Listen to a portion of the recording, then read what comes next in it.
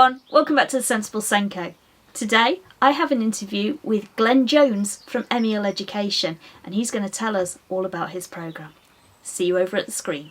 Right, so we'll make a start, let's give it a go. Morning Glen, how are you?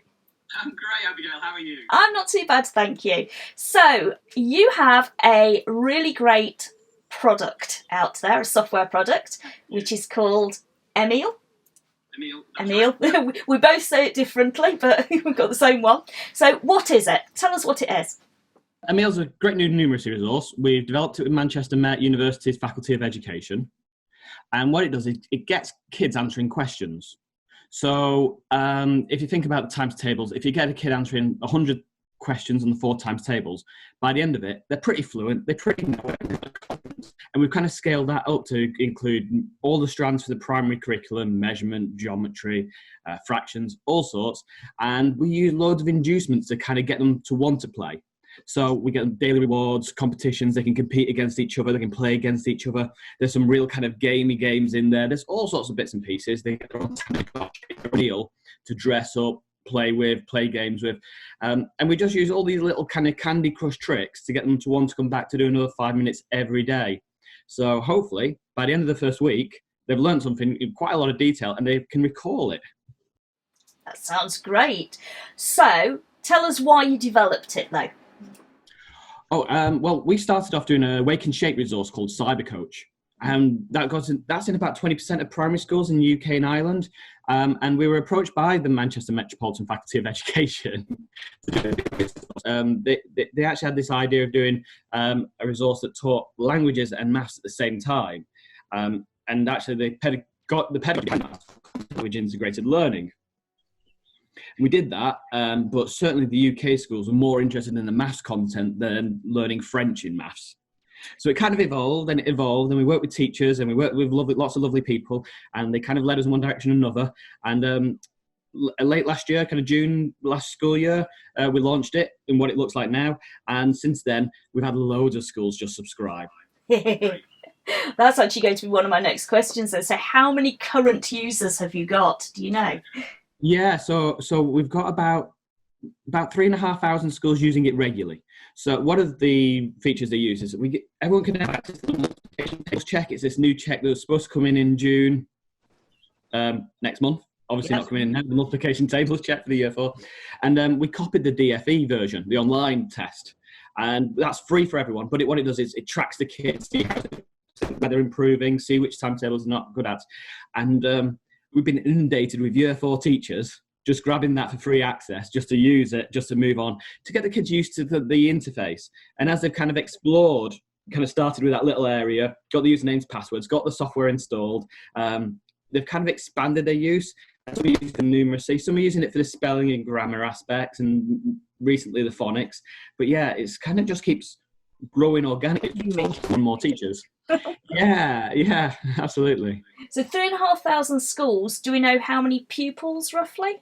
It ranges on average between 30 and 100 pupils in a school. It depends how many teachers are taking it up. Depends if the whole school is using it. But, you know, we're 250,000. That's not bad at all, is it? No, we're really pleased. I mean, when we first launched it, we got it a bit wrong. And it took, not many people were using it. And then as we listened to more and more teachers, obviously something clicks today. And teachers that I know teachers, so there's a reference thing going on. And certainly there's like pockets around the country where Emile's used loads in these schools. And we're just trying to increase the number of pockets at the moment, really. Yeah, it's that having people say it. So having somebody else say, oh, yes, I've used this. This is great. Try it. The what do you call it? Word of mouth. The word of mouth networking with teachers is amazing. We don't. Yes. We don't believe in the negative sense as well, though. Yeah, I mean, customer service is one of the key things. Something we actually get really well. We kind of like staying in our offices, making games. That's where we come from, and looking after people. We're not really the slick sales and marketing people. So you don't need to nod at that, Abigail.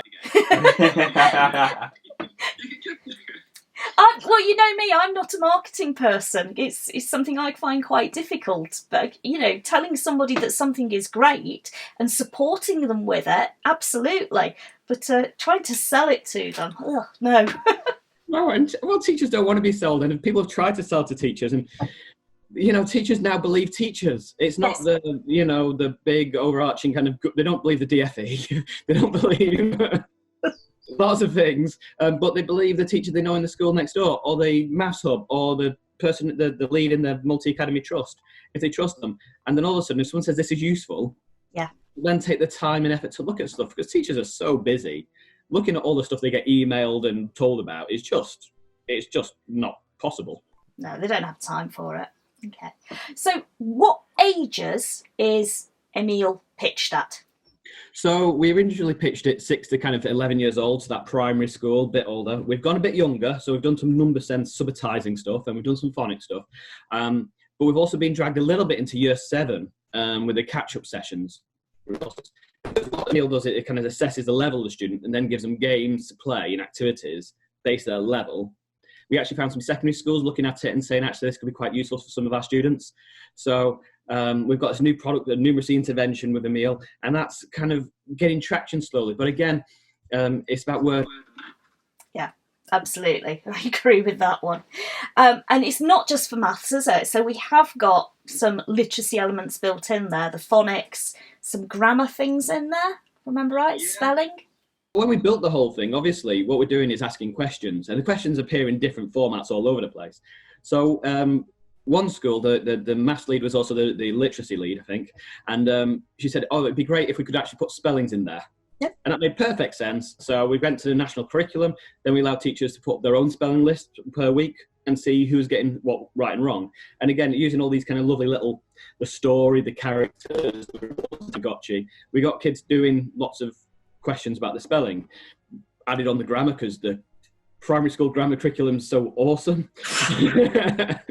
And then recently, actually very recently, about 6 weeks ago, we added on the phonics.